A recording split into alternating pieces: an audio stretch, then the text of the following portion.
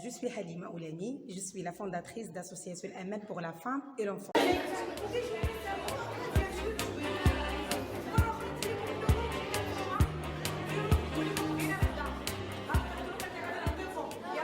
Mon histoire comme femme leader et comme femme qui défend les droits humains de la femme. Je suis de quartier Sidi Ben Ali. J'ai terminé mes études en 1998. J'ai travaillé sur ma thèse sur mon quartier, Sidi Ben Ali, qui est un quartier très populaire où il y a vraiment la pauvreté, l'ignorance, l'alphabétisme, beaucoup de problèmes économiques et sociaux. Et j'ai traité vraiment ça dans ma thèse pendant mes études à l'université. Moi, j'ai croyais que dès que je déposais vraiment ma thèse, j'avais un prix. J'ai croyais que vraiment l'État va faire des changements à travers tout le travail que j'ai fait sur le terrain. Mais il y a un monsieur à la commune qui m'a dit c'est pas facile que l'État va traiter toutes les thèses et prendre ça en considération. Et ce jour-là, j'ai décidé que moi-même, je vais réaliser vraiment toutes ces propositions-là, tous les changements. C'est à travers de nous on peut réaliser les changements. Et j'ai décidé vraiment d'aller chercher l'information. Comment faire quelque chose? J'ai cherché les informations sur les associations. J'ai contacté vraiment des associations. J'ai passé quelques mois pour comprendre qu'est-ce que ça veut dire le travail associatif. Et en fin 2002, j'ai créé l'association. C'était pas facile. L'histoire, vraiment, c'était difficile.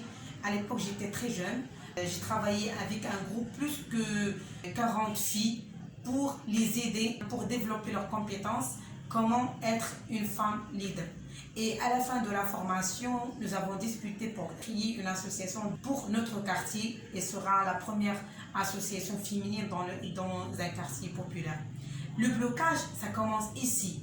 Dès que j'ai déposé le dossier à l'autorité, moi je me rappelle très bien la phrase que le responsable m'a dit.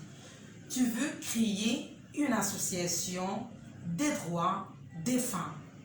J'ai dit oui, je vais créer une association des droits des femmes. Elle m'a conseillé d'aller chercher un travail, d'aller se marier. Je suis encore jeune, c'est pas la peine de faire ça, mais j'ai décidé de continuer avec tout ce blocage, même en relation avec les jeunes filles, avec leur famille, parce qu'il faut faire une enquête. À l'époque, il faut faire une enquête sur chaque membre de l'association. Et j'ai arrêté la création parce qu'il y a des jeunes filles qui sont arrêtées à cause vraiment de la pression de leurs parents. Et je reconstruis encore une fois l'équipe ou bien le groupe de l'association. Nous avons créé l'association en dépassant ce blocage-là. Après, c'est le grand problème, c'est la mentalité masculine. C'est très difficile vraiment de travailler pour la défense des droits des femmes dans un quartier très, très conservatoire, avec rien comme moyen. Une jeune fille étudiante avec un groupe de jeunes filles qui n'a pas un travail, nous avons juste une mission. Et c'est ça le point de notre démarrage. C'est ça le point de ma vie, que moi j'ai senti que j'ai une mission à suivre. C'est la mission, c'est la dignité de la femme. Moi j'ai cherché toute ma vie associative de la dignité féminine. Parce qu'à chaque fois, moi je trouve qu'il y a beaucoup de femmes qui sont touchées leur dignité. Pas de travail, l'ignorance, l'alphabétisme, la violence à tout type, la discrimination. On doit chercher notre dignité. C'est pas à quelqu'un d'autre de nous le donner, mais nous, on doit vraiment l'apprendre. J'aimerais aussi partager qu'est-ce qu'on fait comme des activités pour l'empowerment des femmes. Ça, c'est très important. L'autonomie de la femme, c'est très important. À travers des différentes formations professionnelles, nous avons arrivé maintenant plus que 400 femmes et jeunes filles et jeunes hommes qui peuvent renforcer leurs capacités, qui peuvent être leaders dans la société. C'est comme une activité de l'économie sociale et solidaire qui c'est très important pour débattre la discrimination, pour donner la chance à des gens qui n'ont pas vraiment la chance, soit pour l'éducation, soit pour la santé, soit pour l'hébergement, soit pour les droits humains, soit pour l'égalité. Et ça, c'est très important. Je retourne pour la mission de la dignité. Comment on peut développer nos compétences pour avoir cette dignité? Comment aider les autres? Comment aider d'autres femmes à changer la mentalité masculine? C'était pas facile. C'est à chaque fois il y a des blocages. À chaque fois il faut combattre à tous les niveaux pour qu'on peut y arriver. Et nous avons arrivé à travailler avec les jeunes. Non. Et ce travail-là nous a aidés pour faire la sensibilisation envers d'autres hommes. Ça veut dire ces jeunes-là qui ont bénéficié du travail du programme de l'association, c'est des porte-parole de l'association pour convaincre d'autres hommes. Pendant toute cette expérience-là, nous avons vraiment participé à changer les lois au Maroc. C'est le code de la famille. Moi, j'ai participé dans vraiment la marche à Rabat. C'était une marche à Rabat pour demander le changement de code de statut personnel. Et je me sens que vraiment, j'ai réalisé une grande victoire pour changer ce code que c'était sacré. Moi, je me rappelle très bien une fois, pendant tout ce militisme, avant le changement de la Moudouana, j'étais à la maison des jeunes pour parler du droit d'un enfant hors mariage pour avoir un nom. C'est juste avoir un nom. Toute la salle, tous les participants étaient contre. Parce qu'elles disent que comme moi j'encourage la prostitution, comme j'encourage la femme a le droit de faire une relation hors mariage. Et c'était, je me rappelle, c'était en 2003. En 2003, c'est vraiment pendant le démarrage de mon travail comme femme militante. Et j'ai insisté que c'est un enfant. Elle a le droit d'avoir un nom. Et j'ai vraiment milité et donné vraiment beaucoup des statistiques et des histoires des enfants qui sont devenus vraiment des criminels et qui sont devenus vraiment des maladies psychiquement à cause de ce problème juridique-là. Heureusement que la situation a changé avec le changement de code de la famille. Aussi, j'ai milité contre le mariage des mineurs. Il y a beaucoup de travail dans les douars, dans les marchés, dans les sourds, porte à porte, pour parler avec les femmes, pour parler avec les enfants, pour parler avec les hommes, pour les convaincre des inconvénients de mariage précoce pour une fille mineure. Et ça, c'est un grand travail. Et jusqu'à maintenant, on continue et je continue à faire ce travail-là. Et je veux partager aussi mon carrière au niveau académique parce que j'avais la licence en 1998. Mais après, j'étais inscrite au master international en 2005-2006. Après le master, vraiment, j'étais préoccupée par le travail associatif et le travail de terrain, le travail de proximité jusqu'à cette année-là. Mais on peut dire jusqu'à fin 2020, j'avais vraiment un rêve de doctorat. À chaque fois, j'ai pas le temps ni l'énergie, mais à chaque fois, j'ai essayé et je ne peux pas le faire. Il y a des blocages aussi. La vie, c'est comme ça, il y a des blocages, mais je me rappelle très bien, cette année-là, j'ai décidé, avec Corona, j'ai décidé de changer ma carrière au niveau des études académiques parce que j'ai trouvé le besoin. Comment je peux développer vraiment tout ce travail de terrain que j'ai fait et comment je peux avoir vraiment une formation académique, avoir vraiment les théories qui peuvent m'aider vraiment à faire mieux. C'est toujours l'éducation, c'est toujours vraiment les études qui peuvent nous aider à développer d'autres choses et à aider d'autres gens. Une petite histoire concernant ça, parce que cette année-là, j'ai déposé mon dossier à l'université à Agadir. Et pendant la discussion de mon dossier, il y a une prof qui m'a dit que le dossier n'était pas accepté.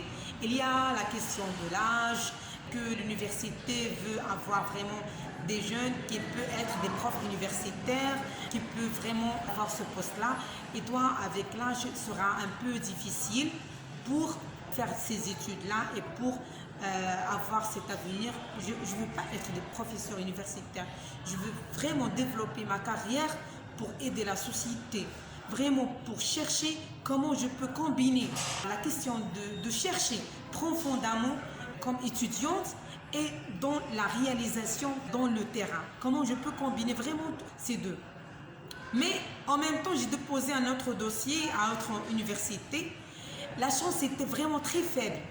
Je ne vais pas parler vraiment pourquoi, mais quand même, j'ai insisté pour défendre mon dossier et pour défendre mes compétences pour que je puisse être acceptée.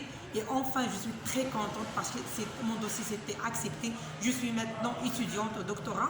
Il y a vraiment un retour à l'université, un retour avec un autre type de travail. C'est amener les jeunes doctorants, les jeunes étudiants dans le terrain, dans le travail associatif. Et c'est ça notre mission dans ma vie, c'est comment combiner avec le travail associatif, le terrain et le côté éducation, le côté université, le côté recherche pour aider à avoir vraiment une génération qui peut bénéficier bien sûr de ce travail de terrain et qui peut contribuer vraiment d'une façon efficace, efficiente dans le terrain. Et c'est ça notre but dans la vie, c'est toujours rêver, mais on arrive vraiment à réaliser notre vie, quelles que soient les conditions, quels que soient les blocages, quelles que soient les situations, on arrive. J'ai arrivé à changer beaucoup de choses dans ma quartier.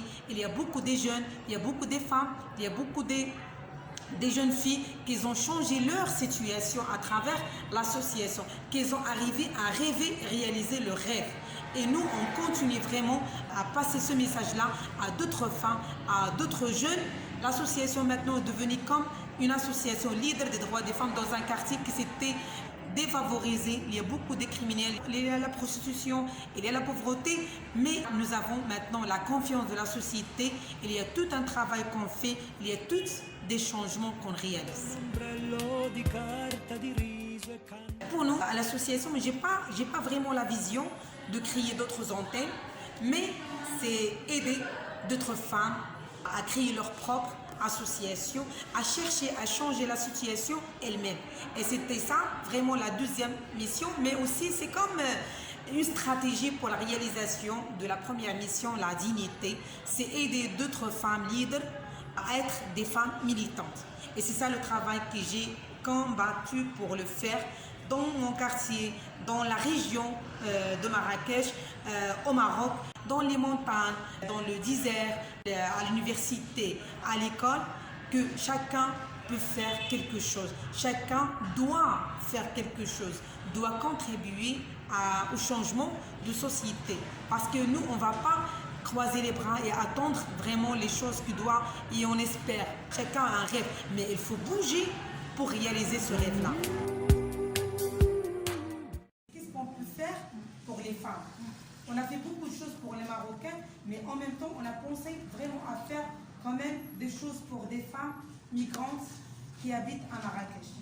On aimerait bien que cette formation vous donnera vraiment les possibilités d'intégrer dans la société marocaine.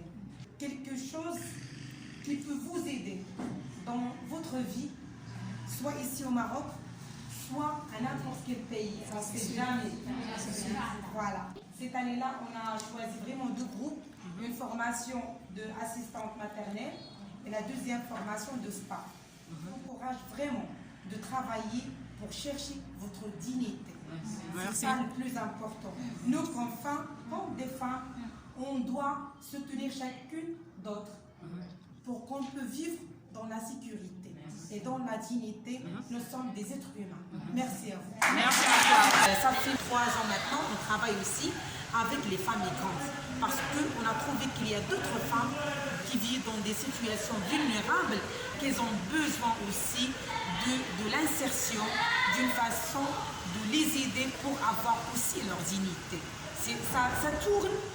Ça tourne à chaque fois dans la même mission avec les femmes, avec les jeunes, avec les femmes migrantes. C'est toujours on continue à combattre la discrimination, à combattre vraiment tout type de violence à l'égard de la femme, à combattre l'ignorance, à combattre l'injustice sociale, pour avoir une société saine pour tout le monde, qu'on peut vivre dans les mêmes conditions. Ce n'est pas les mêmes conditions, mais quand même comme être humain.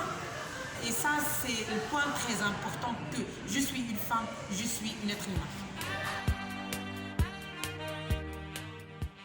On sait très bien qu'au niveau international, le Covid-19 a provoqué beaucoup de problèmes de santé, la vie économique. Nous aussi au Maroc, on passe par une période très délicate. Nous étions obligés de passer dans la période de confinement. Cette période de confinement nous a obligés de fermer les portes de l'association et travailler indirectement avec les bénéficiaires, avec les jeunes, avec les femmes. Nous avons créé des groupes de WhatsApp pour continuer à faire les formations. Nous avons continué à faire des émissions sur la radio, online. Mais nous avons trouvé des difficultés parce que la catégorie qu'on travaille avec, vraiment ce sont soit des femmes analphabètes, soit des gens qui ont arrêté leur scolarisation. Ça veut dire que le niveau de contact par la technologie c'était un petit peu faible et nous étions obligés de commencer à renforcer nos capacités pour qu'on puisse continuer à travailler online. On prépare pour le début septembre travailler avec des conditions un petit peu serrées, minimiser le nombre des jeunes ou bien des femmes à la classe, essayer de faire des ateliers un petit peu online, mais on souffre jusqu'à maintenant parce qu'il n'y a pas de revenus pour l'association, les gens ne peuvent pas payer, ne peuvent pas venir même à l'association. Ils étaient obligés d'aider beaucoup, vraiment des femmes, surtout les femmes bénéficiaires des services de centre d'écoute. Nous avons essayé par nos moyens, tous ces moyens vraiment, soit les membres de l'association, soit même changer les lignes budgétaires de l'association pour aider un grand nombre des familles. Nous avons arrivé à presque 400 familles que nous avons aidées, mais ce n'était pas suffisant parce que jusqu'à maintenant, il y a beaucoup de femmes qui ne travaillent pas, même avec soutien et l'aide de l'État, mais il y a des femmes qui ne bénéficient même pas de l'aide de l'association. Mais on espère que cette situation va passer et on se retrouve, mais on continue notre débat pour avoir une vie saine.